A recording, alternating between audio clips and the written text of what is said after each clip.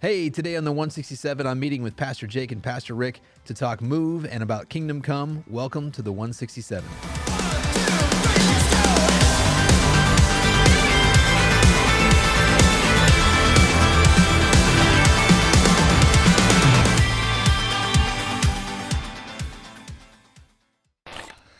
Hey, welcome back to the 167. I'm here with Pastor Rick George. Yes, you are. And Pastor Jake Reeves. Can confirm. Way to switch it up, guys.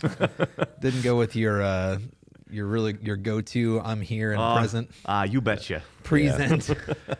And I'm Pastor Lucas Motley. I'm the discipleship pastor at New Life Community Church, and we are here talking about Kingdom Come. Yes, we are. We missed you last week. Actually, Pastor Jake and I were in Colorado, and I'm glad somebody around here can take time off and have vacations and go and just.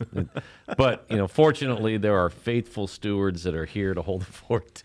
I was really looking forward to just teasing. You guys had a great time. I'm thankful. I was really looking forward to the podcast where you're sitting here, alone and going, "What do you guys think about that?" Run over to the crickets. Other seat. Oh yeah, run over to the other camera angle. I don't know. I don't know. That's a great point, Pastor Rick. Everyone who just listens would have no idea what's going on. Like Rick's just talking to himself.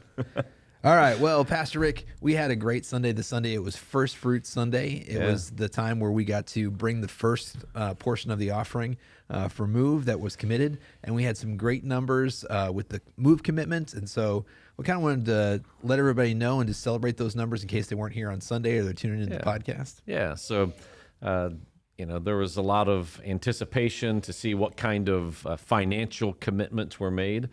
And we were very encouraged, a little uncertain of what that might look like, and predominantly because the initial numbers, just the total number of cards that were turned in, was just a little bit less than it was when we did our last campaign. A number of factors, are a part of that, namely COVID, and our in-person attendance is down a little bit from what it was then, but we had 245 cards turned in, so we thought, well, it's a good number. It's a little less than we had hoped for. It represents about 60% of our church family. So if you're listening or watching and you have not turned in a commitment card, we could sure use your commitment, no matter what the amount is, just to let us know, hey, I'm on board, I'm committed. It lets us know, who's kind of on board with us in this process. And you don't have to physically take a card and try and shove it into your computer screen or your your phone. You can actually go on our website. You go to movegardner.com. There's a link right up near the header that says online commitment card. And so you can join. You can be a part of what's going on. Yeah, so we had, again, about 60% of our church family, the active part of, our normal attendance now that turned in a card. And so once Kevin took all those cards and manually inputted them into our... Poor Kevin. I know, he was plowing through it. But he got all those numbers, put into the system. And then he sent me an email and he said, hey, here are the numbers. And it was pretty encouraging. Was it like Sesame Street? This is brought to you by the number. Yeah, the number. Yeah. I don't think Sesame Street's ever done that number. Yeah, it was a bigger number than Sesame Street does. Oh, good. It's bigger than 12. So, I was hoping that we would get close to our goal of $4.5 million. And then I was ecstatic when the number was actually larger than our goal. Mm-hmm. And so what we announced on Sunday from the commitment cards is for the next 2 years, we are anticipating $4,661,000. So that's a big win for our New Life family. Yeah, excellent. A bit of a reflection, I guess, of the heart that we have. So when we talked about loving the Lord your God with all your heart, mind, soul, and strength, and our heart is that that directs the course of our path, and it's where your money is, there the desires of your heart will be. I think that $4.6 million number is the beginning of a reflection of the desires of our heart. Right? It's not the desire, we're not there yet. It's a great step. It's very encouraging. and it's starting to reflect our desire as a church family to just love God with all of our heart. I know. I really wanted to do that whistle where it's like, but I can't whistle. Yeah. Oh well. What? I don't know what that means. What? That was a Like when you very gave like the 4.6, I wanted to do like the, like the whistle that everybody does where it's like, wow, it's the wow whistle. the wow was. Yeah, there you go. No. I just can't. I Okay, have I'm just going to go on record to say that was the most pitiful whistle that I've ever. Yeah, no, don't ever do that. Thankfully, our church's generosity is much better than Pastor yeah. Lucas's That's, whistling skills. yeah. for So- Christmas, if you guys want to get me like one of those, like, what is it? Slide whistle. A slide whistle, that would really help me out. I can just keep it in my pocket. Man, yeah. Yeah, no. So yeah, you just need to edit or something that whistle out because that was way too pathetic. I'll just do the Owen Wilson. Wow. I mean, that was a great number. That was a great start for us. And yeah, it so doesn't, very encouraging. it doesn't factor in things like we're always counting on that there's going to be more people that come to our church that jump on board midstream with Right. Move. And so that's just more and more amazing things that we get to do. Yeah, so if we experience what we experienced the last time, so a few years ago when we did Game Changer, if we experience the exact same thing, what we will experience is over 5% additional growth numerically, financially, which would then push that number up to about 4.9 something, or really close to $5 million, which is even better. Yeah, Right? it's more ministry. It's Things more we can people do. Now, to clarify, though, there were a couple of people who said, that's great, so now we can pay for the church. It's like, well, no, the church doesn't cost $4.5 million. That's kind of the seed money. That's what gets us rolling. So it's a one fund, meaning about half of that is our current operating budget. It just keeps everything functioning, all the ministries going forward, the impact that we currently have in the city. It keeps all of those things going, and then it infuses an initial, $700,000 roughly each year, about $750,000 each year into getting us into a new building. So It would be the equivalent of saying, oh, I make $50,000 a year, so over the next 2 years I make $100,000, so I can buy a $100,000 car or house cash. And it's like, no, you can't do that. You still have to live. Yeah. And so it's a great start. It's going to get us way down the road. It does not pay for a new church. The new church is still, a significant. If somebody would like to, well, not that we're endorsing playing the lottery, or if somebody just naturally has a, $10 to $15 million nest egg. Yep, that would be then, incredible. Yeah, you could. Well, and that's the question I kind of wanted to cover a little bit, because it's kind of like whenever you reach a milestone, the question on there is, what's next? It's like, so, we did this. We took the offering, which was great. It was a fantastic first fruits offering. It's a fantastic commitment from our church. So what's next? What does that propel us to? Yeah, so what that propels us to is then our next step in the journey is to then finalize all those numbers. And so it probably will not take place before the end of the year to get everything solidified. You mean the bank doesn't work through Christmas? Yeah, so we'll take all of the numbers, everything that we're working with, and then we'll have a package that then we can go to lenders, banks, institutions that we're currently talking with, and we can present the numbers. Then they will take them and run them through their systems, right? So they've got processes and formulas and all the things that they work with to make sure that if they choose to partner with us, that they're making a wise decision. And so they'll run all those numbers, and then they'll get back with us and say, hey, this is what we're comfortable. We can offer you, a lending package of whatever, 6 million, 8 million, whatever the amount is based on these numbers. And then we move forward. Then behind the scenes, while all that's happening, we're still currently working with contractors and consultants trying to figure out how we can maximize the square footage of our building while at the same time reducing the cost. Did something just fall off of the... Yeah. Wonderful podcast studio. Yeah, it's like It's falling apart. it's all smoke. It's like, wow, people throwing things at if you me. didn't think that we needed a building now, if you're listening to the podcast and not watching, something just Good fell out job, of the guys. ceiling. Way to throw that down. There's nobody. Like, no, we don't need a new building. Boom. It's like in my peripheral vision, I just saw something like fall to the ground. Oh, yeah, a little So, piece of insulation. That's cool. yeah, awesome.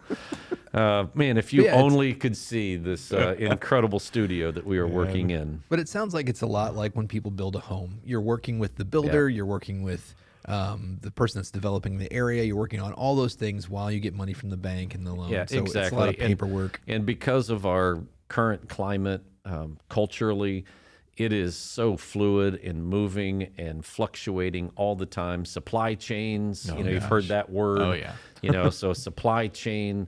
I mean, even this morning, had a conversation with a contractor and an engineer talking about steel prices and some ways that we can maximize our space while minimizing the amount of steel and how we go about doing this. It's just it is a constant. I never knew. They should have a class in seminary to teach you building? about steel and structural engineering and all those kinds of things, because I didn't know any of this stuff. I heard that you can make bricks out of mud and straw.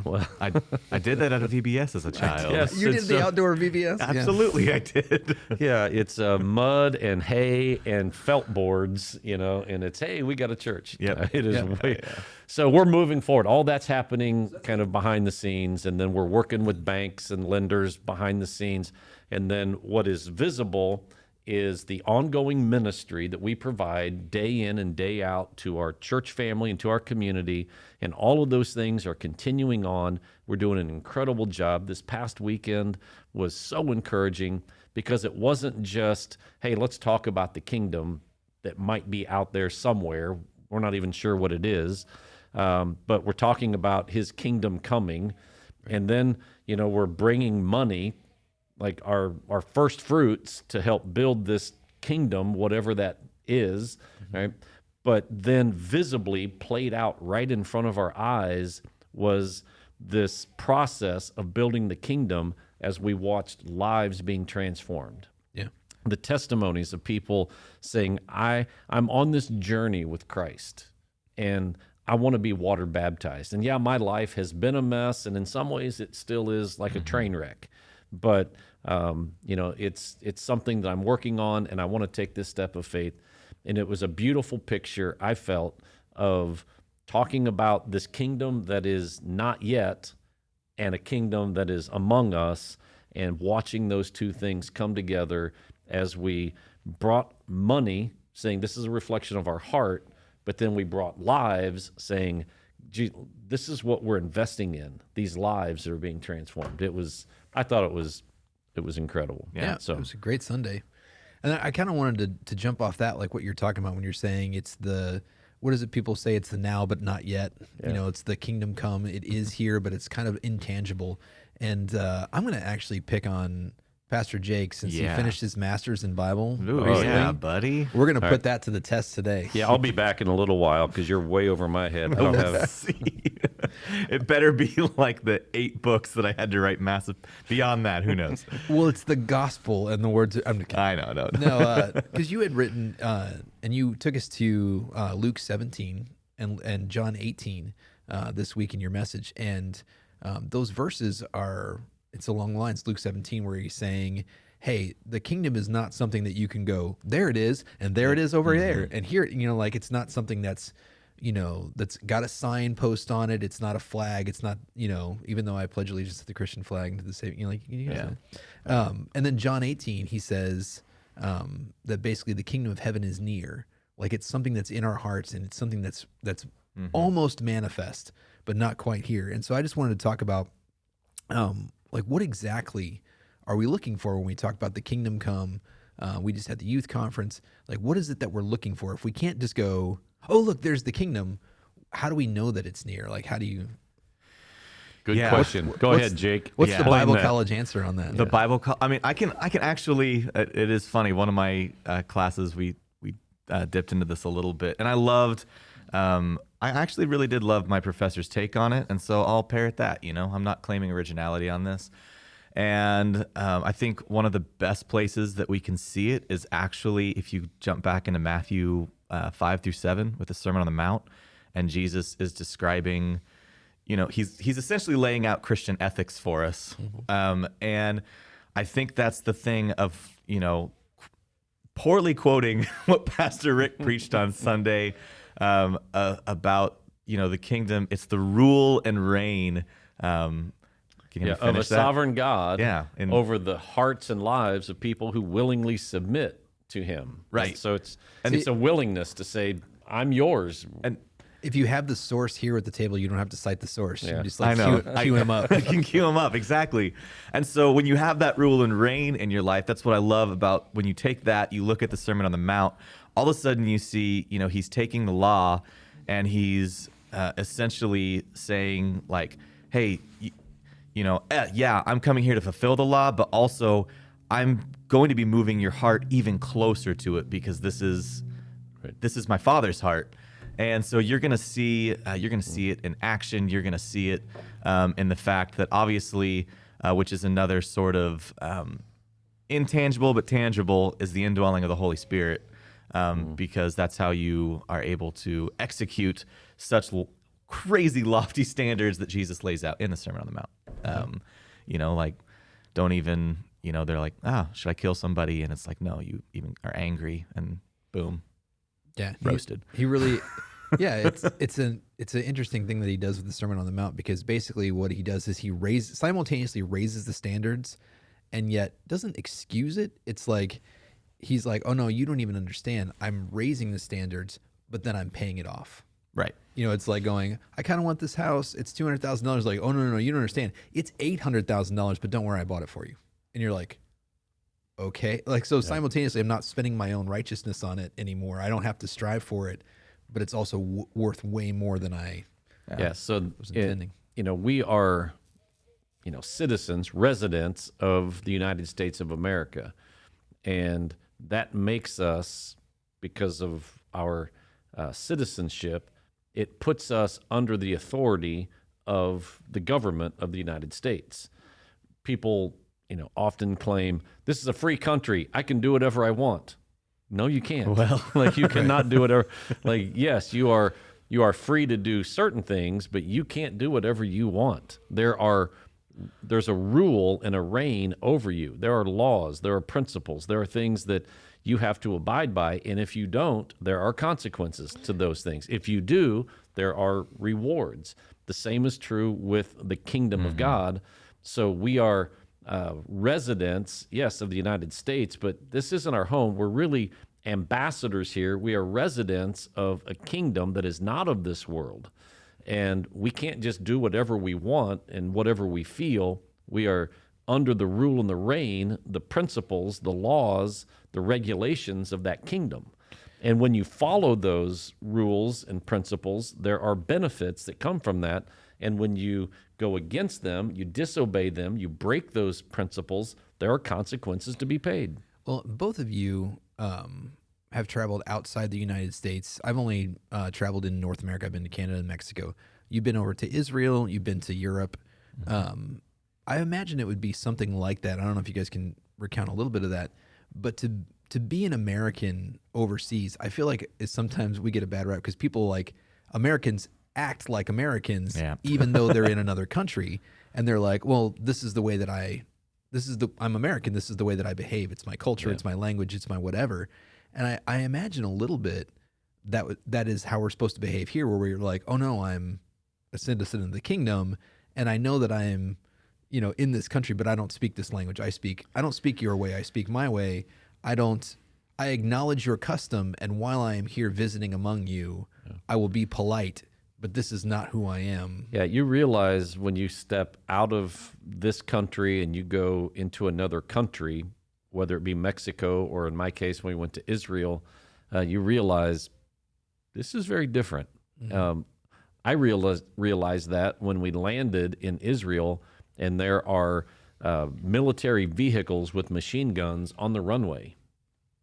It's like, okay, this is a little concerning, that Airport security. Yeah, that there are people with machine guns that you can see out of your window of the airplane, and they're on the runway.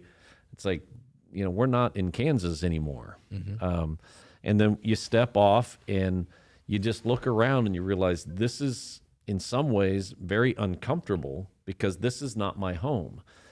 That's the same as a citizen of the kingdom, and we are here in the United States. It should be a little uncomfortable. It's like, this is not home. Yeah. There's a tension here. And yes, I'm living here and I'm under the authority of the government here, but ultimately, the authority that I'm under is not of this world. It doesn't mean that I can disregard the authority of the government where I live. It's like when I'm in Israel. I can't say, that's not what we do in the United States. I'm going to do whatever I want, and then never come back. Yeah. Well, and that's a good way. Like, I know I've talked to a lot of people that have gone on mission trips. I've gone on mission trips. And usually when you get there, like, you get hooked up with the local missionary and they go, here are things that are impolite that you're going to do because you're an American. Don't do those things. Like, I know you traveled through several European countries fairly quickly. Was it weird to kind of go from culture to culture to culture and still be kind of consistent in your own? Oh, yeah. Thankfully my brother-in-law was I can't remember, German studies or something. So he had done a semester abroad and everything and kind of prepped us. But at that point I'd done a missions trip in Nicaragua in middle school and then really hadn't done anything else. And it was, it was weird because I'd pretty much been in Kansas my whole life. And, I was the youngest of 3 kids. My sisters were in college at that point, which meant my family was poor by that point. So we weren't taking vacations. So, culture shock. So when we talk about that, though, what we're really talking about is going into a situation like that and bringing our practices, our beliefs, our things to that area. So it's almost like I grew up around Chicago area. You go down to Chicago. I had a friend that actually lived for a while near Chinatown, and you'd go there, and it's like being transported to a whole different world. Yeah. And I think that that's what we are hoping for a little bit, is that people come to Gardner and they're like, oh, like, I thought I was in Kansas. I thought I was in the Kansas City area. I thought I was in America, but this actually feels different. It feels like heaven. It feels like the kingdom. What are some of the ways that you guys think that we as a church are really hoping to manifest, like, the kingdom here in Gardner? Yeah. So in my message, what I tried to articulate in a portion of it is, we will do whatever the king says to do. And it's not open for debate or discussion or protests or votes. So when Jesus says, love your enemies, we're going to love our enemies. When Jesus says, you take care of the widows and the orphans, we'll do what we can to take care of the widows and the orphans. When it says feed the poor, we'll feed the poor. When it says, again, set aside a portion of your income, bring it to me, then we'll do that. We'll bring our offerings, our tithes, and say, here it is, Jesus. We're just following your example, your principles. So our effort as a church is to communicate, teach, instill, encourage, to help people live out those principles in a way that reflects God's heart. And when we do that, people will be changed. When people are changed, cultures are changed. And so, is it a big task? Absolutely. But we're not in this alone. There are other churches here in Gardner that want to accomplish the same thing. And so collectively, when we are doing our part, each one of us, it starts to have an effect that grows exponentially. And I am praying that people will come to Gardner and say, man, there's just something about Gardner. It's just an incredible place. There's so much grace. There's so much love. There's so much compassion. It seems like it's a different environment here than other places. Well, and when you say that, I think about something that we've been working and talking with our girls about is, like, they'll say, like, why do I have to do this? And I go, well, first of all, because I asked you. Yeah. Like, the way that you honor your father and mother is when I tell you to do something, that's why you do it. If you'd like to know why I want you to do that, I'd be happy to explain that. But if you're asking about why you have to do that, the answer is simple, is because I asked you to. Yep.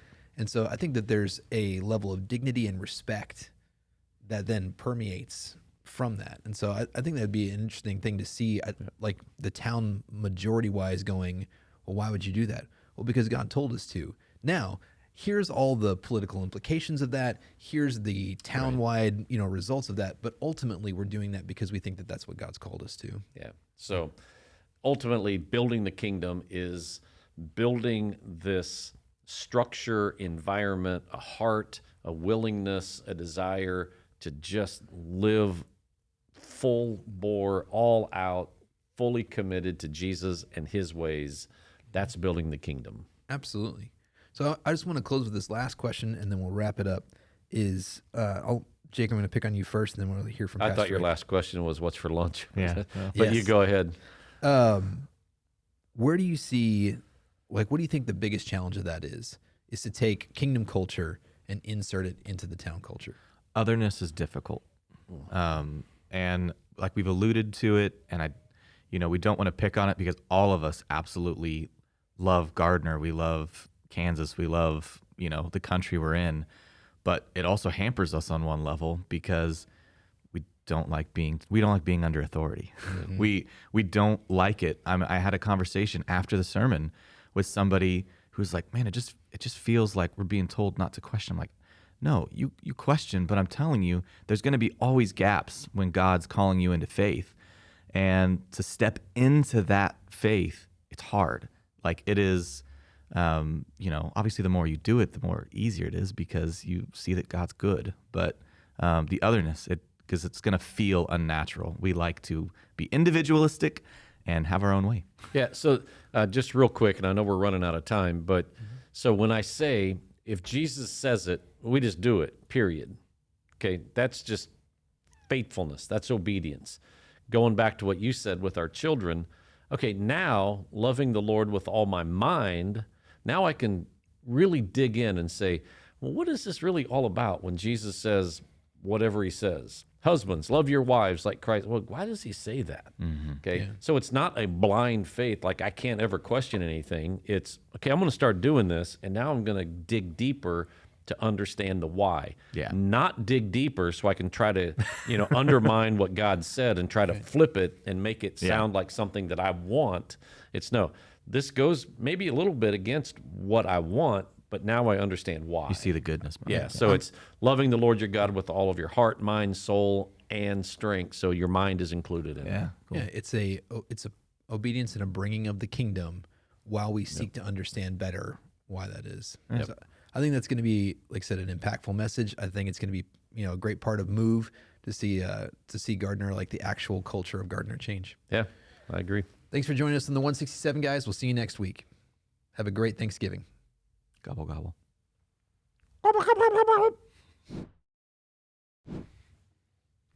Hey, welcome back to the 167, and we're here with 7-Minute Stories and my friend Jordan. Hello. And Jordan's here to tell her 7-minute story. 7-minute stories can be about anything you want. It can be 7 minutes about your whole life story. It can be 7 minutes just about what God's doing in your life recently. What do you think you're going to talk about a little bit today? I think I want to talk about my journey and just how I got to where I am and stuff I've been through on my path. So. Fantastic. All right. Are you ready? We're going to put 7 minutes on the clock. Okay. Go for it. So I didn't really grow up going to church. I didn't really know anything about it.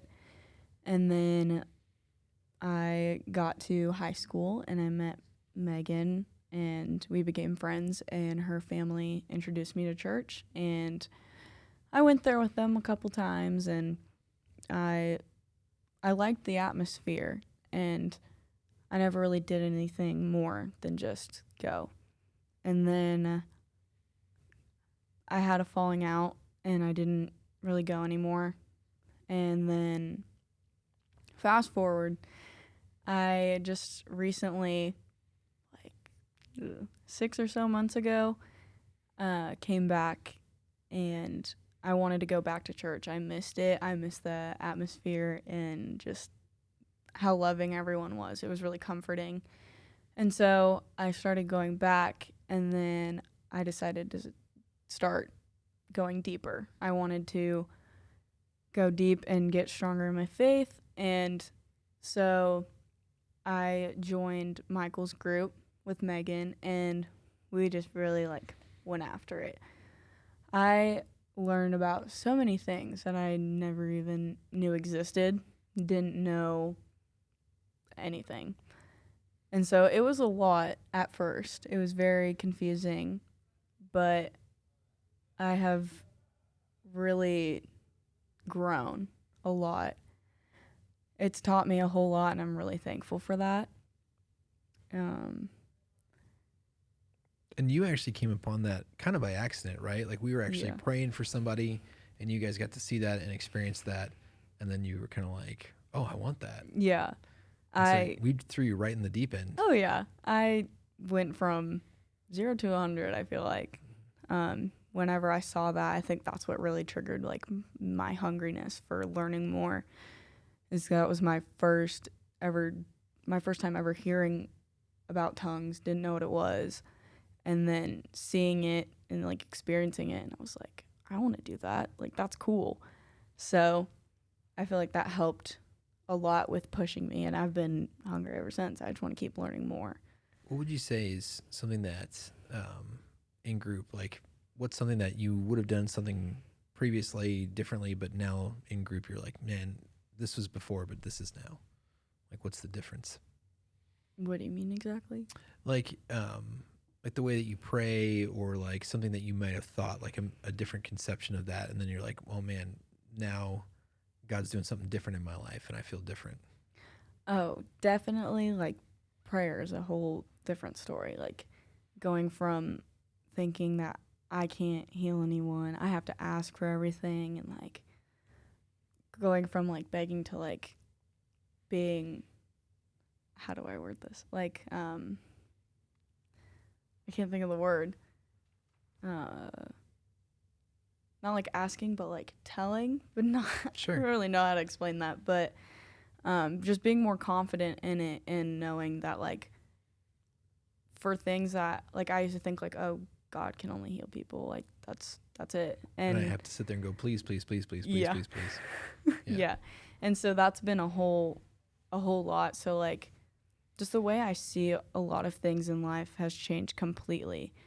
If I have something that hurts, or like I have a lot going on in my mind, I just know that he's going to tell me something. He's going to tell me what I need to do, and I can put my full trust into him, and just to have confidence in it and go with it. So. And you had an experience in your life group. Do you want to tell me a little bit about that? Yeah. So I'll just kind of start from the beginning. My freshman year, I had gone through a sexual assault, and in that time, I didn't understand it. Everyone kind of said that I was not like, that I was asking for it basically, and that I wanted to, go hang out with whatever. I don't know how to word that. It's all the terrible things that people say when you experience trauma, and it's like, well, it's your fault, or it's yes, blaming. People put the blame onto me, and I didn't understand it entirely. I thought that it was my fault. I thought that I did put myself in that position to, make it seem consensual. And as the years went down, like I realized that no, that's not what happened. And so it was like reliving it all over again. And I remember that day that it happened, I walked out bawling and I was crying, but I didn't understand entirely. I thought I just felt bad. And so, fast forward, I had it in my mind, never really dealt with it, thought I kind of did, but it always bothered me now that I really understood the truth. And so when I joined group and we started talking about inner healing, we did an inner healing session, and we sat down, and the first thing you said to me was, what happened to you early in high school? And I will always remember that because no one knew, like hardly anybody knew. And so I think that was my real moment of like, yeah, he's real. Like this is it. This is amazing.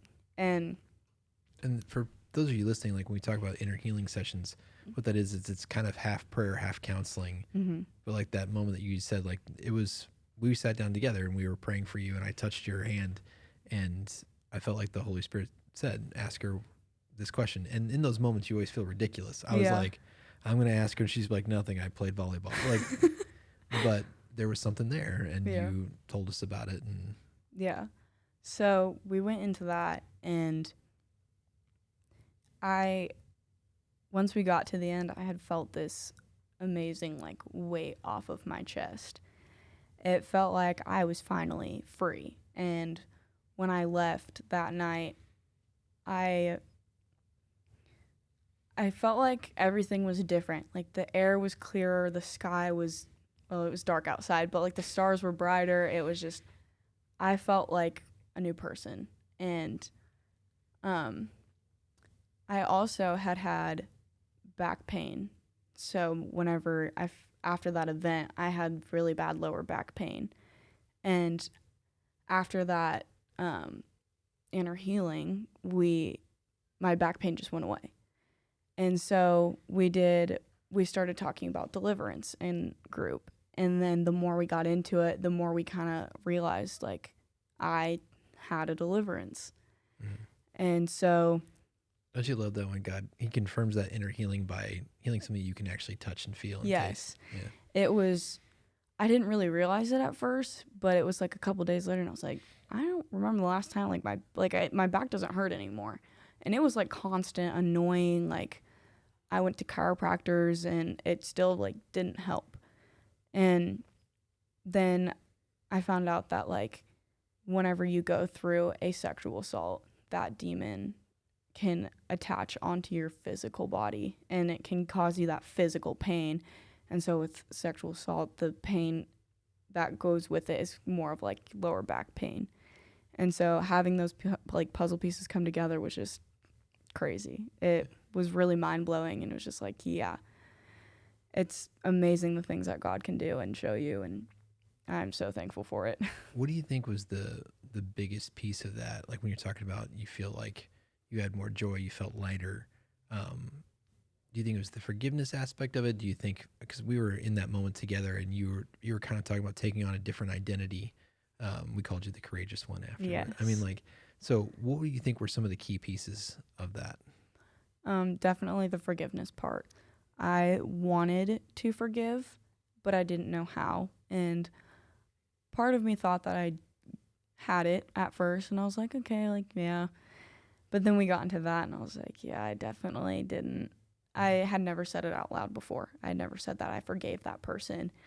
And understanding that that person is also a child of God, but they are lost. And it was really hard to accept that at first. But now I take it with me in everyday things. So it's definitely helped me a lot with the whole forgiveness aspect and learning how to forgive people. To see them as children of God, that they need forgiveness too. Well, that's powerful stuff. Yeah.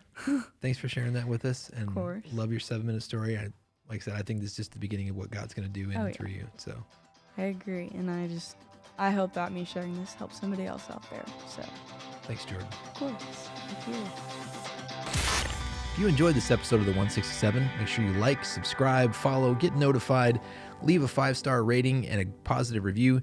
Tell all your friends to listen as well. Make sure you go over to newlifegardner.com and check out all that we have to offer as a church, and check out our messages online as well. Thanks for listening.